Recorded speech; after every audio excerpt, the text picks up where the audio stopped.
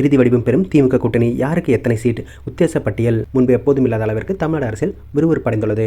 கூட்டணி வியூகங்கள், புதிய கட்சிகளின் வருகை, ஆட்சி அதிகாரத்தில் பங்கு கோஷம் ஆகியவை தமிழக அரசியல் களத்தை சூடாக்கியுள்ளது. இந்த நிலையில் தமிழகத்தில் இருபெரும் திராவிட கட்சிகளான திமுக மற்றும் அதிமுக தலைமையில் கூட்டணி அமைக்கப்பட்டுள்ளது. தேமுதிக, பாமக, ராமதாஸ் அணி, ஓபிஎஸ் தவிர அனைத்து கட்சிகளும் ஓரளவிற்கு கூட்டணியில் இறுதி செய்துவிட்டன. இந்த நிலையில் திமுக கூட்டணியில் இடம்பெறும் கட்சிகள் குறித்தும் அவர்களுக்கு ஒதுக்கப்படும் பகுதிகளின் எண்ணிக்கை குறித்தும் உத்தேச பட்டியல் வெளியாகியுள்ளது.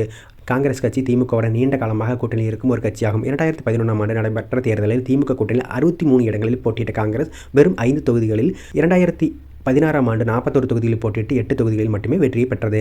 இந்த 2 தேர்தலிலும் திமுகவின் தோல்விக்கு காங்கிரஸ் தான் காரணம் என அப்போது பேசப்பட்டது. எனவே 2021ஆம் ஆண்டு காங்கிரஸ் கட்சிக்கு 25 தொகுதிகள் மட்டுமே திமுக ஒதுக்கியது. அதில் 18 தொகுதிகளில் காங்கிரஸ் வெற்றி பெற்றது. இந்த நிலையில் 2026ஆம் ஆண்டு தேர்தலில் கடந்த தேர்தலை காட்டும் கூடுதல் தொகுதிகளை திமுகவிடம் கேட்டு பெற்று அதிக எம்எல்ஏக்களை சட்டமன்றத்திற்கு அனுப்ப வேண்டும் என்று காங்கிரஸ் கட்சி தலைமை விரும்புகிறது. கடந்த தேர்தலில் 25 இடங்களில் போட்டியிட்ட காங்கிரஸ் இந்த முறை 40 இடங்களை வரை கேட்கிறது.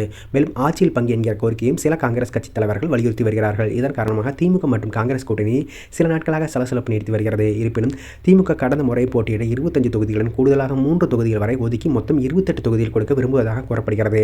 மேலும் ஒரு ராஜ்யசபா இடத்தையும் காங்கிரஸ் கட்சிக்கு திமுக ஒதுக்கும் என்றும் எதிர்பார்ப்பு நிலவுகிறது. காங்கிரஸ் கட்சியின் சில தலைவர்கள் திமுகவிற்கு எதிராக தொடர்ந்து கருத்து தெரிவித்து வரும் நிலையில் அவர்களுக்கு கூடுதல் சீட் கொடுப்பது தேர்தல் களத்தில் தேவையற்ற பிரச்சனையை உருவாக்கும் என்றும் திமுக தலைமை நினைக்கிறது. ஒருவேளை காங்கிரஸ் விடாப்பிடியாக இருந்தால் அதிகபட்சம் 30 சீட் வரை ஒதுக்கலாம் என்றும் திமுக நினைக்கிறது. காங்கிரஸ் கட்சியைப் போலவே திமுகவின் நீண்டகால நண்பர்களாக இருந்து வரும் விடுதலை சிறுத்தைகள் கட்சியினருக்கு இந்த தேர்தலில் 12 சீட்டுகள் வரை ஒதுக்கப்படலாம் என்றும் கூறப்படுகிறது. விடுதலை சிறுத்தைகள் கட்சி வட தமிழகம் மட்டும் இல்லாமல் தமிழகம் முழுவதும் கட்டமைப்பு இருக்கும் கட்சி என்பதால் இரட்டை இலக்கத்தில் தொகுதிகள் ஒதுக்கப்படும் என்றும் கூறப்படுகிறது. அந்த வகையில் விசிகாவுக்கு 10 முதல் 12 தொகுதிகள் வரை ஒதுக்கலாம் என்றும் திமுக தலைமை விரும்புகிறது. கடந்த முறை 6 தொகுதிகளில் உதயசூரியன் சின்னத்தில் போட்டியிட்ட அதிமுக இந்த முறை அதே எண்ணிக்கையிலான தொகுதிகளை பெற்று தனி சின்னத்தில் நிற்க விரும்புகிறது. மேலும் வைகோ ஆட்சியில் பங்கு கேட்க மாட்டோம் என்றும் திமுக தனி மெஜாரிட்டியுடன் ஆட்சி அமைக்கும் என்றும் உறுதிபட கூறியிருக்கிறார். எனவே அவர் திமுகவுக்கு எந்த நெருக்கடியும் கொடுக்காமல் கொடுக்கப்படும் தொகுதிகளில் தனி சின்னத்தில் நிற்பார் என்றும் எதிர்பார்க்கப்படுகிறது. 2021ஆம் ஆண்டு தேர்தலில் மார்க்சிஸ்ட் கம்யூனிஸ்ட், இந்திய கம்யூனிஸ்ட் ஆகிய கட்சிகளுக்கு தலா 6 தொகுதிகள் ஒதுக்கப்பட்டிருந்தது. அவர்களும் இந்த முறை அந்த 6 தொகுதிகளை போட்டியிடுவார்கள் என்றும் எதிர்பார்க்கப்படுகிறது.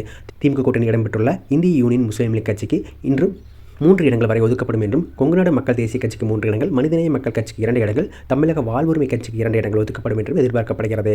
கமல்ஹாசன் தலைமையிலான மக்கள் நீதி மய்யம் கட்சிக்கு கடந்த தேர்தலில் திமுக தலைமை சீட் ஒதுக்கவில்லை. எனவே மக்கள் நீதி மய்யம் இந்த முறை இரட்டை இலக்கத்தை தொகுதிகளை எதிர்பார்த்து காத்திருக்கிறது. இருப்பினும் அவர்களுக்கு 3 தொகுதிகள் வரை மட்டுமே திமுக ஒதுக்கும் என்றும் கூறப்படுகிறது. தமிழகத்தில் முக்கிய கட்சியாக விளங்கும் தேசிய முற்போக்கு திராவிட கழகத்தின் நிலை குறித்து இன்னும் தெளிவாக தெரியாமல் இருக்கிறது. ராஜ்யசபா சீட் தருபவரோட தான் கூட்டணி என்றும் பிரேமலதா விஜயகாந்த் தொடர்ந்து கூறி வருகிறார். மேலும் திமுக, அதிமுக என இரு தரப்பிலும் பேச்சுவார்த்தை நடத்தி வருவதாகவும் கூட்டணி விரைவில் அறிவிப்பேன் என்றும் அவர் செய்தியாளரிடம் கூறி வருகிறார். திமுக கூட்டணியில் தேமுதிகக்கு 8 தொகுதிகள் வரை ஒதுக்கீடு செய்ய இருப்பதாகவும், ஒரு ராஜ்யசபா சீட் உறுதி செய்யப்பட்டுள்ளதாகவும் விரைவில் இதற்கான அறிவிப்பு வெளியாகும் என்றும் கூறப்படுகிறது. ராமதாஸ் தலைமையிலான பாமக திமுக கூட்டணி இணைய விருப்பம் தெரிவித்து வருகிறது. ஆனால் ராமதாஸ் இருக்கும் அணியில் நாங்கள் இருக்க மாட்டோம் என்று திருமாவளவன் தொடர்ந்து கூறி வருகிறார்.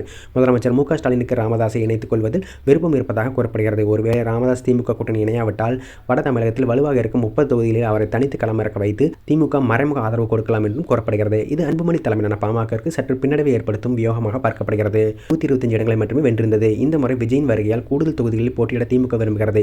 இந்த முறை மெஜாரிட்டியை தக்க வைக்க திமுக குறைந்தது 170 முதல் 180 தொகுதியில் உதயசூரியன் சின்னத்தில் போட்டியிட திட்டமிட்டுள்ளது. சிறிய கட்சியான மனிதநேய மக்கள் கட்சி, கொங்குநாடு மக்கள் தேசிய கட்சி, தமிழக வாழ்வுரிமை கட்சி ஆகியோர் உதயசூரியன் சின்னத்தில் போட்டியிட வைக்க விரும்புவதாகவும், தனியரசு தமுன் அன்சாரி கருணாஸ் ஆகியோரை உதயசூரியன் சின்னத்தில் நிற்க வைக்கலாம் என்றும் கூறப்படுகிறது. திமுக கூட்டணி 2026 தேர்தல் உத்தேசப்பட்டியல் காங்கிரஸ் 30+1 ராஜ்யசபா, விசிக 12, தேமுதிக 8+1 ராஜ்யசபா, மதிமுக 6, இந்திய கம்யூனிஸ்ட் 6, மார்க்சிஸ்ட் கம்யூனிஸ்ட் 6, முஸ்லீம் லீக் 3, மக்கள் நீதி மய்யம் 3, கூட்டணி கட்சிகள் போட்டியிடும் தொகுதியில் 74, உதயசூரியன் சின்னம் மாமக 3, கோமேதக 3, தாவக 2, எஸ்டிபிஐ 2, தமுன் அன்சாரி 1, கருணாஸ் 1, தனியரசு 1, ஆதி தமிழர் பேரவை 1, ஸ்ரீதர் வாண்டையார் 1. உதயசூரியன் நேரடி போட்டி 160 தொகுதிகள். 2026ஆம் ஆண்டு தேர்தலில் விஜயின் தமிழக வெற்றிக் கழகம், நாம் தமிழர் கட்சி ஆகியவை தனித்து போட்டியிடுவதால் வாக்கள் சிதறுவதற்கான வாய்ப்புகள் உள்ளது. இதனை சமாளிக்க திமுக தனது கூட்டணி கட்டமைப்பை மிகவும் கவனமாக செலுத்தி வருகிறது. இந்த தகவல் தற்போது அரசியல் நகர்வுகள் மற்றும் ஊடக செய்திகளின் அடிப்படையிலான மட்டுமே. அதிகாரப்பூர்வ தொகுதி பங்கீடுகள் தேர்வு அறிவிப்பு பின்னரே முழுமையாக வெளியாகும்.